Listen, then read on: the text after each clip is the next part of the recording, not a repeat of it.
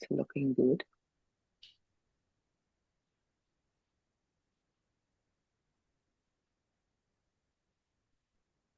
And there we go.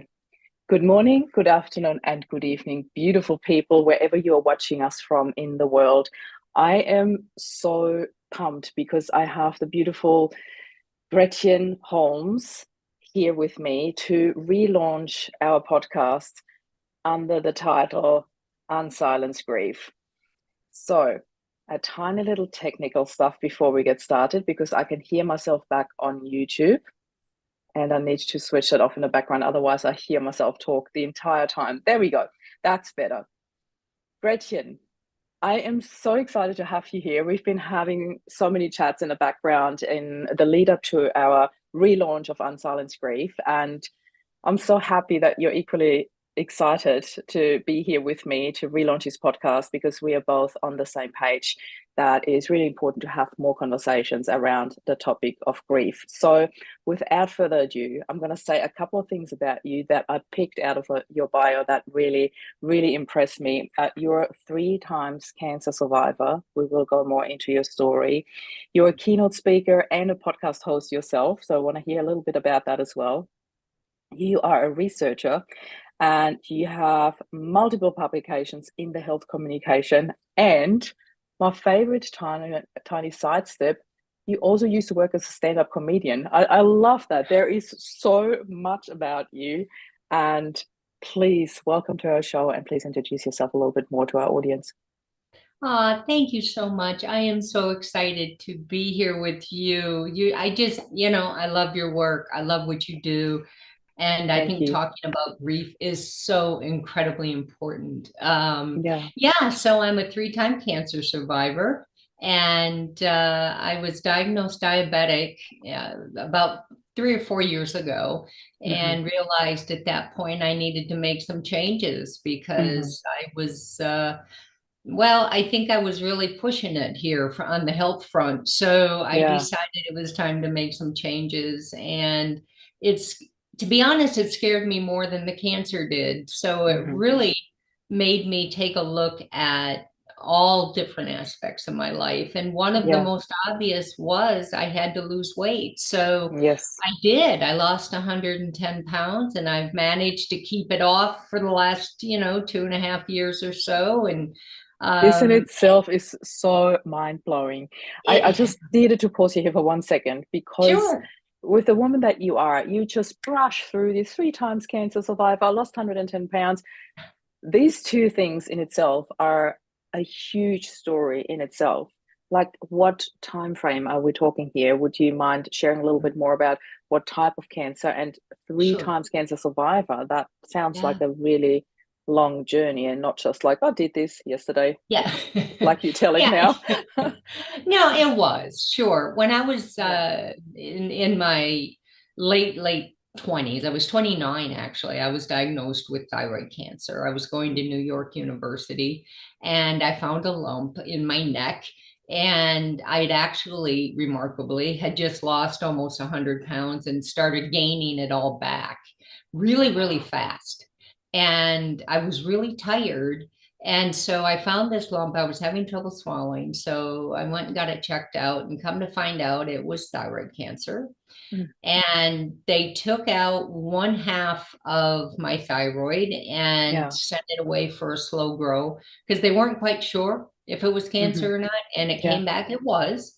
Mm. So I had the other half of my thyroid taken. The remarkable thing is there's very standardized treatment that you usually have when you have thyroid cancer, which makes it one of the leading uh, cancers that you can recuperate from Yeah. and be healthy.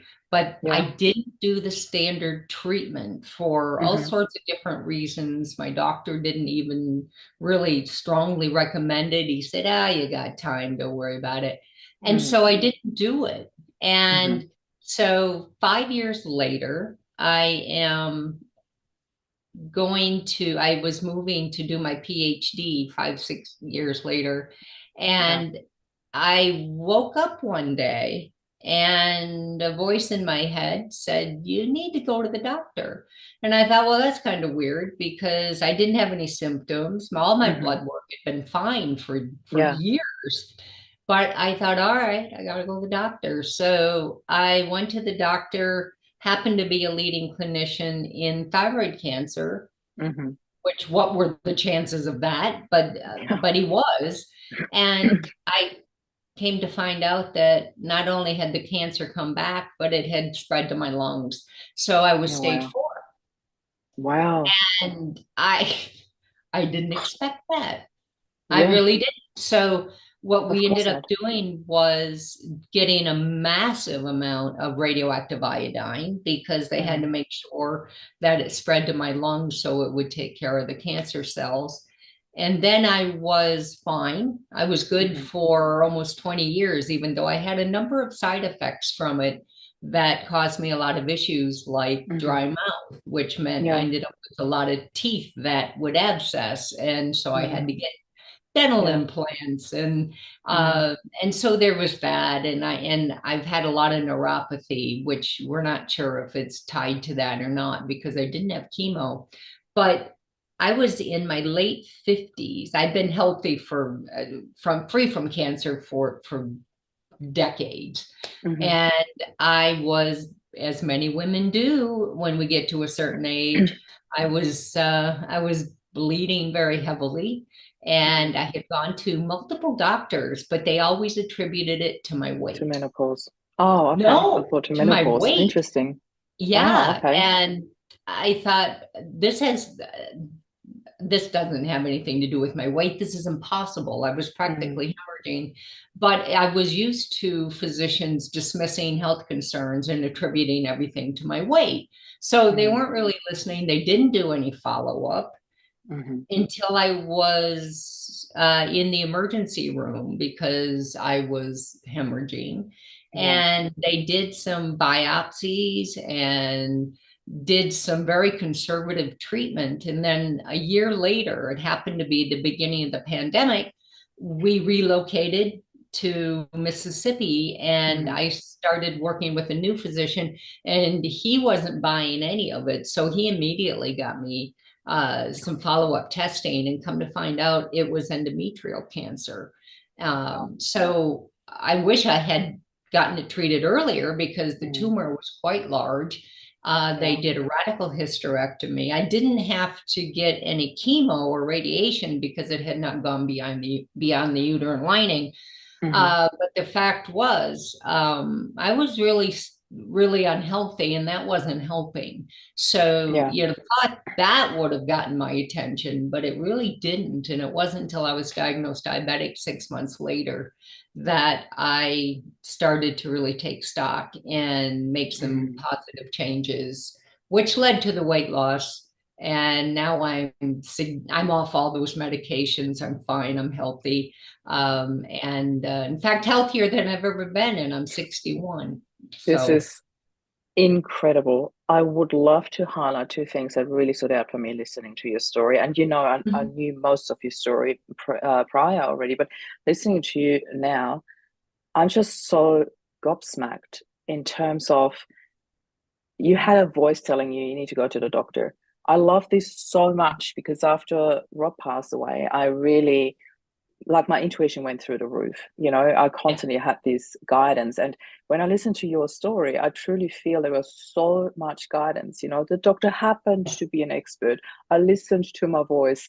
That doctor told me there's nothing, but I knew, this language, I love this so much because I feel that when we are really in tune, when we are really, with that intuition, when we are in tune, we know that there's something not right, and we might not know what it is, but we do know that there's something, and we instantly feel when a doctor tells us, "Oh, don't worry about it," or this is let's just go with it. We know when it doesn't feel right. So I'm so mhm. happy that you met this doctor, that you happened to move at the perfect time, and that you happened to find this new doctor who said, "I'm not having any of this. Let's get to the bottom of this." And then I'm really, really touched by that story because I'm all for trusting your body, trusting intuition. And for anybody listening to it. I really hope that this inspires a lot of people listening to really trust that inner voice when it does come up. So let me ask you a little bit more about this. And then I happened to lose 110 pounds. How many Yeah. of us are trying to lose 5 or 10 or 20, and you just happened to lose 110? Everything you talk about makes it sound so easy, and I'm absolutely certain it was far from it. So tell us about that journey, if you don't mind. Well, I'm of taking notes, by course, the way. it's not easy. Sometimes, though, I will say losing 5 or 10 pounds is harder than losing larger amounts of weight. I Okay. actually, when I got thinking about it, I thought, well, let's look at all of this. I have no thyroid. I am postmenopausal. I just had Mm, surgery for cancer. mhm, I'm on synthetic thyroid. I'm in my late 50s. I've tried and failed many, many, many times to lose weight. I'd lose the weight, but I wouldn't keep it off because I really hadn't looked at why I was eating so much anyway. mm, I thought, boy, the odds are not really in my favor. But I thought I have to do it anyway. I've got to yeah. figure this out. So I joined a weight loss program and I thought, I'm just going to do what it says.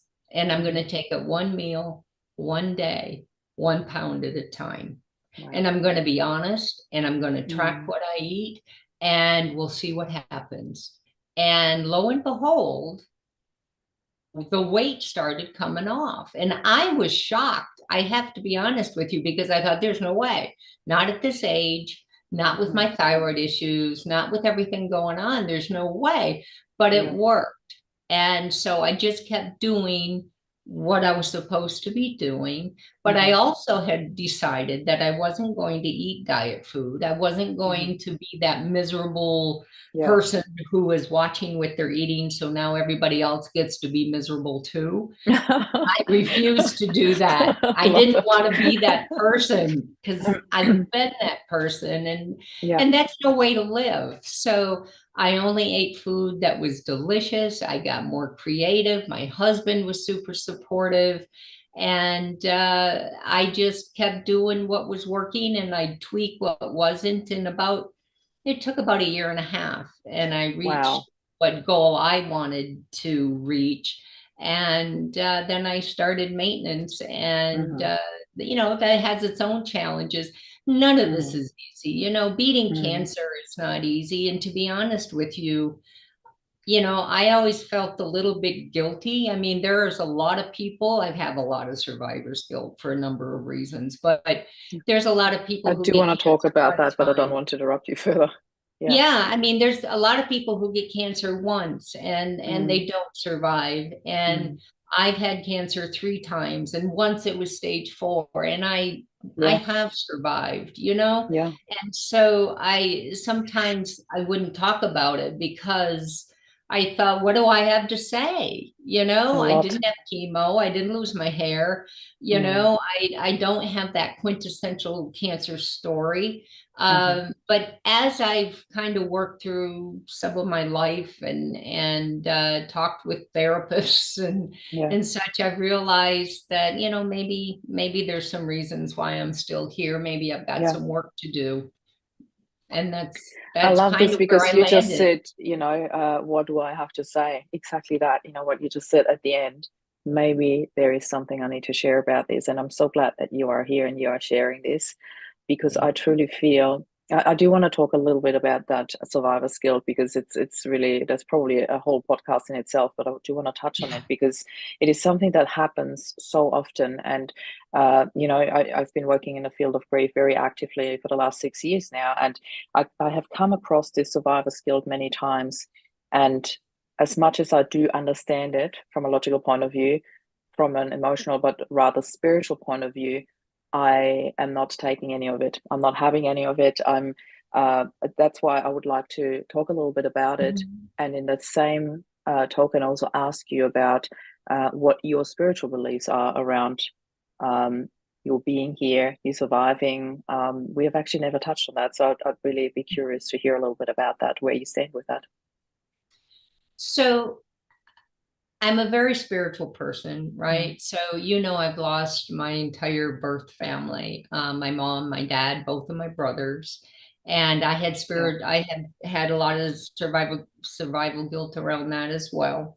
Mm. Um, but I do believe they're with me. I believe when Mm. I woke up that day and was told you better get to the doctor, it was my older brother who had Oh, I passed love it. years earlier. He'd Wow. always been my older brother. He always took good care of me, and I felt he still was. I feel he still is. I feel very strongly that I feel my family's presence. I feel they walk with me. Yeah. And I talk to them all the time. So I very much believe in God. I Hmm. believe that we do have a purpose, that we are supposed to be living intentionally. I Yeah. believe that we are put in people's lives and people are put in our lives to help guide us along our paths. I believe I have angels around me at all Mm. times. So I'm very spiritual that way. Yeah. And so I think that helps a little bit with the survivor guilt when I Yeah. finally figured out what it was. Yeah. Uh, and I could name it and finally put it up on the shelf.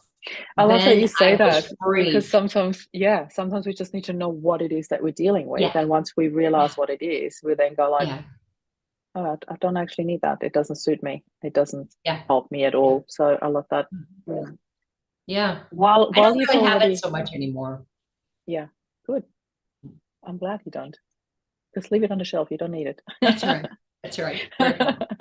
Just leave it there. You don't even need to dust it off. That's fine. That's Um, right.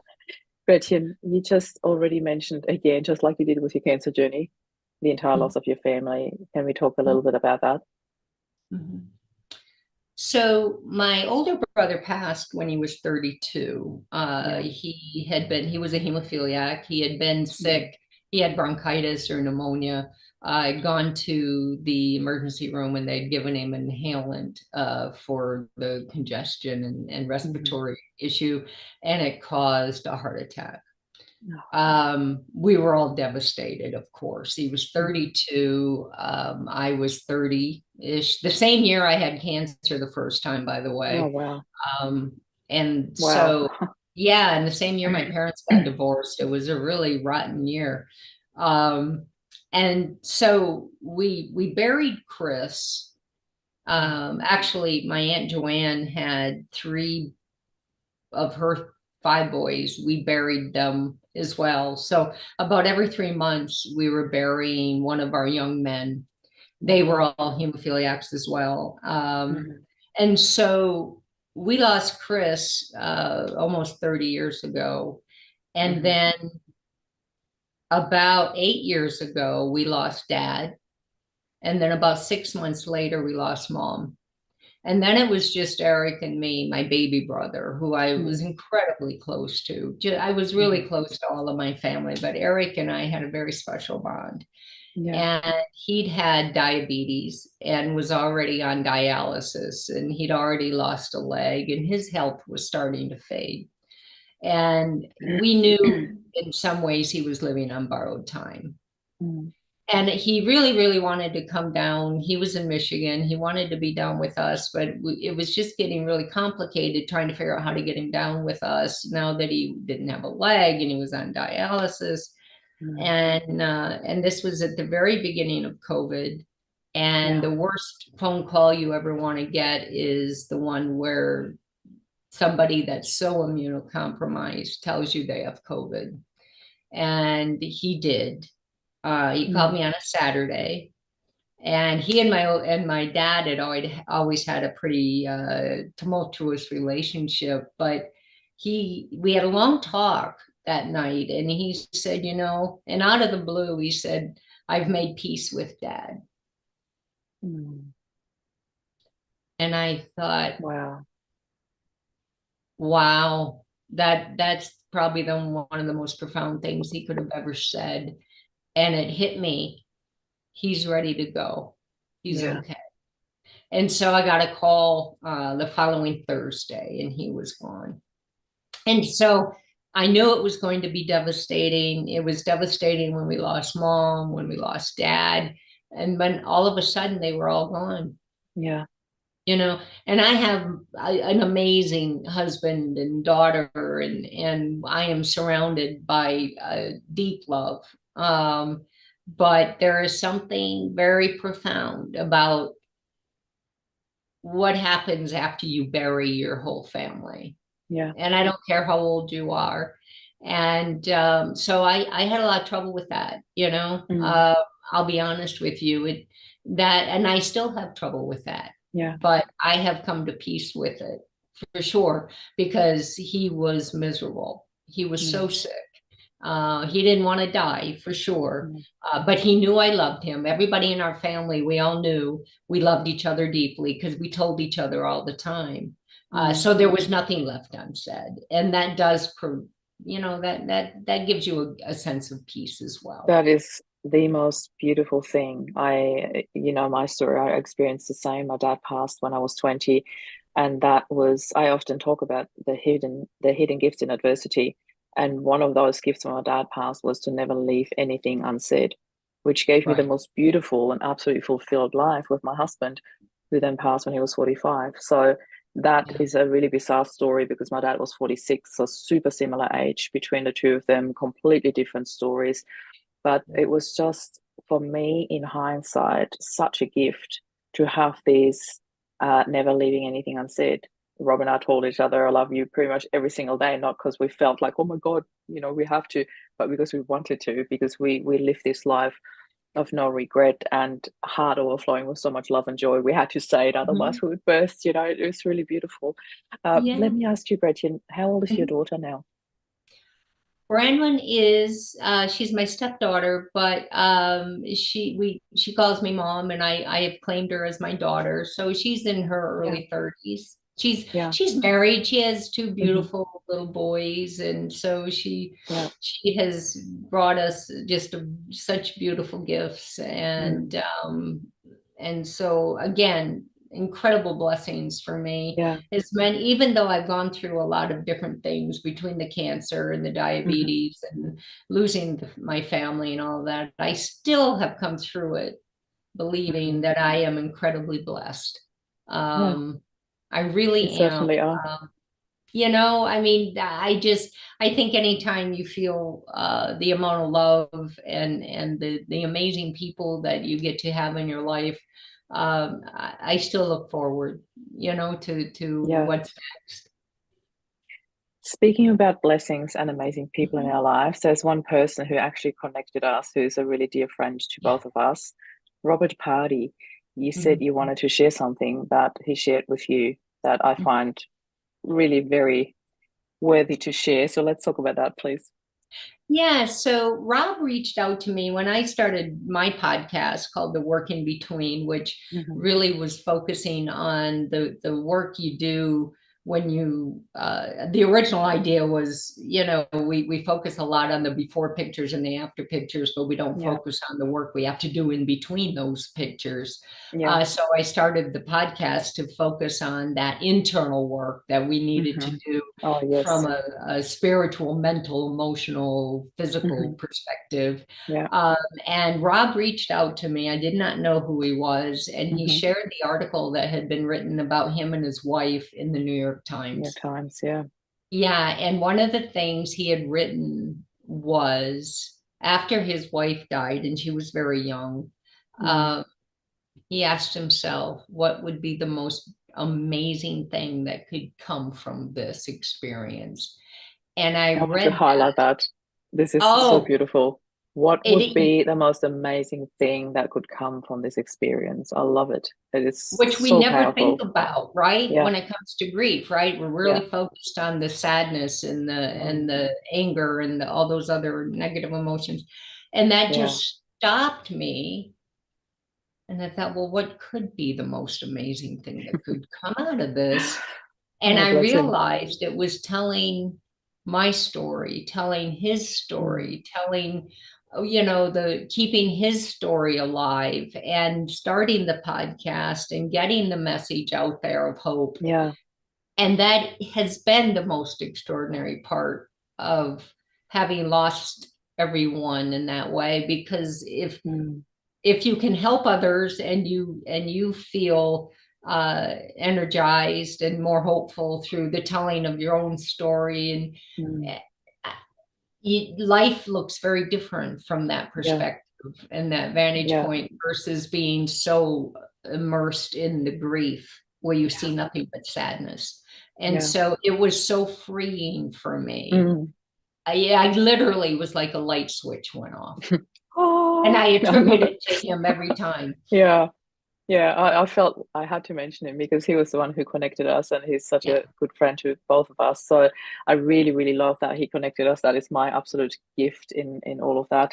I came up with this little tagline at some stage, and I've been sharing it ever since because for me, it is so simplified of what life is for me, and that is we hurt, we heal, we grow, we teach. And I can Mm. so see that in you, that we hurt, we heal, we grow, we teach. There is this purpose that I felt after Rob passed. I didn't have that so much after my dad passed because I was young. I had no idea how to deal with grief. I had no support in how to deal with grief. But when Rob passed away, we did have that conversation prior, a couple of years prior, that what if, what would you want me to do if something was to happen to me and vice versa?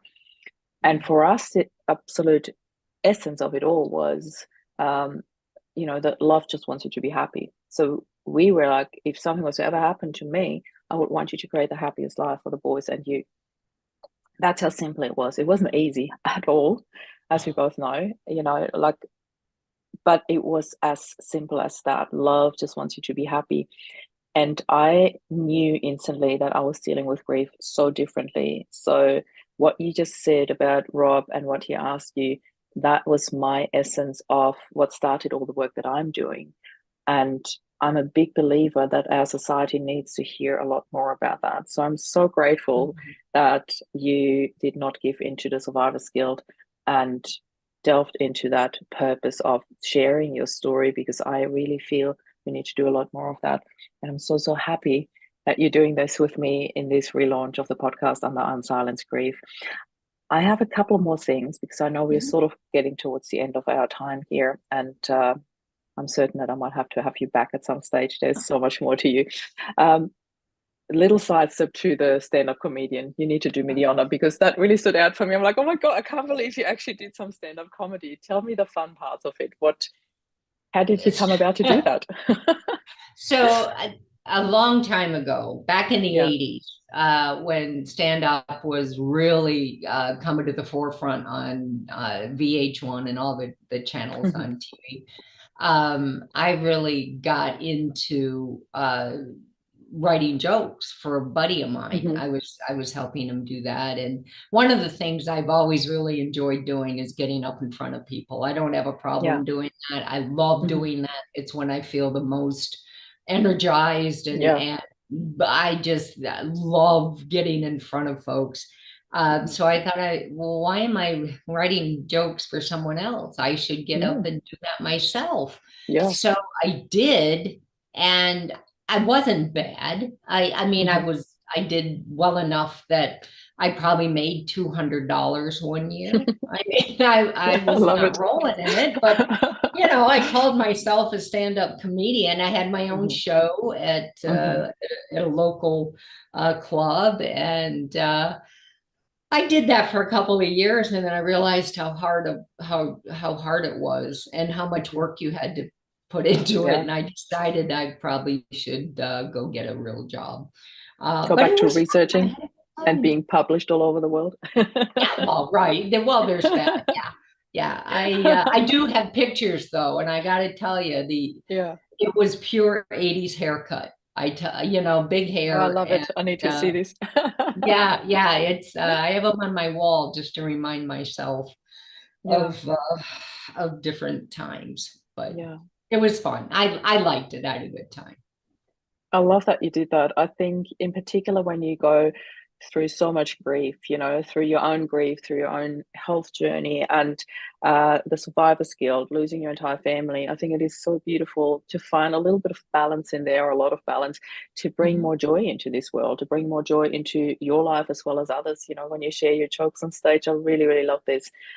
Gretchen, you have shared so much in your life already, through your research, through being published multiple times in various health communication. I really love that you run this podcast, that you're here with me in my podcast and share your story. I really hope that we will see a lot more of you. And before I let you go, I would love to have your highlights. What is it that, if you say there's just this one, two, or three things, however many you want to pick, that I would really love my audience here today to take away from this, or maybe just a call to action? What is it that you would like to share? So something that I realized while I was writing my book, which is coming out in the fall, called The Work in Between, Yeah. is because I was trying to figure out why I have survived, right? How I haven't ended up in a fetal position, right? Mm, Because some of this stuff is, has been debilitating. mhm, And I realized it was because I've tended my whole life to talk about things that others like to keep in the shadows. mhm. Ha, ha, And I ha. talk about these Yeah. things because I realized at a very young age I couldn't carry them all myself. It was too much. I Mhm, couldn't process growing up in an alcoholic home. I mhm. couldn't process being morbidly obese my whole life. I had to talk about it. I Yeah. couldn't carry losing my family. I had to talk about it.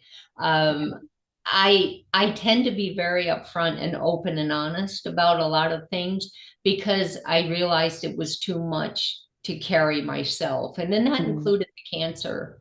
And mm. so I don't think any of us have been put here to carry all of these burdens ourselves, I nor do I agree. think we should carry other people's burdens Mhm. either. Like Yeah. my dad was the alcoholic, not me. I didn't Yeah. shouldn't have had to carry that. I had effects from it, but I wasn't the one that had the disease.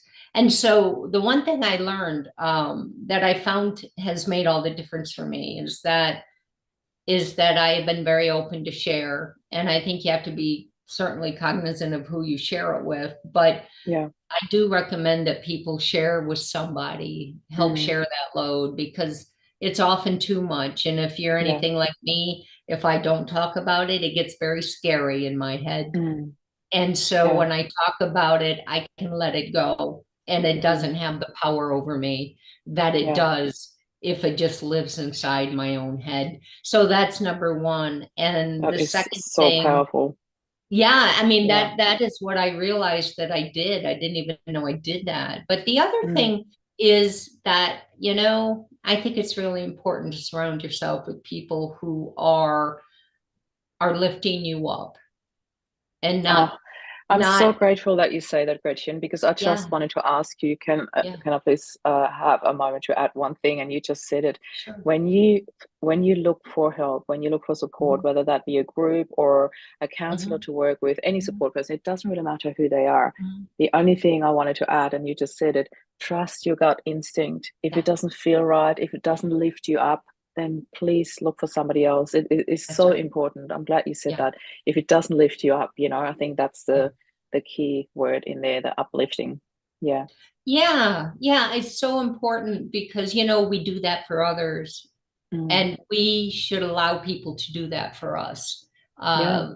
And I had to learn how to do that sometimes, but sometimes I didn't have the energy and I needed people to help lift me up and carry Yeah. me.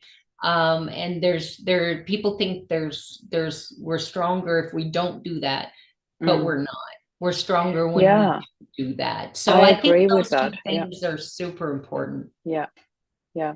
Because there are a lot of grief support groups out there where the Mhm. focus is definitely heavily on the grief rather than the support. And Yeah, that to me is completely counter productive to what it suggests. So, yeah, yeah. thank you. Thank you so much for being here. Um, I love how you went through this. You are so modest in terms of this whole journey that you've gone through. You really make it sound like it was a walk in the park, and we both know it definitely wasn't.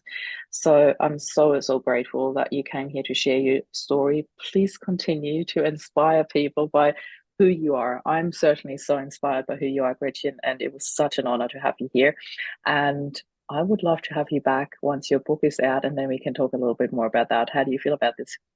Oh, Putting you on anytime, a any spot here in front of place, everyone. Marie, we are kindred spirits. I love Yeah, talking with you. I love the work that absolutely. you do, and Thank you you are, so I much. find uplifting too. And I really like to connect with people who help make my life a better place to be. And you Yeah. definitely do that. And for Oh, so thank you so many much. others, Thank thank you you. for having me on the show. Thank you for being here. Really, it was an absolute pleasure.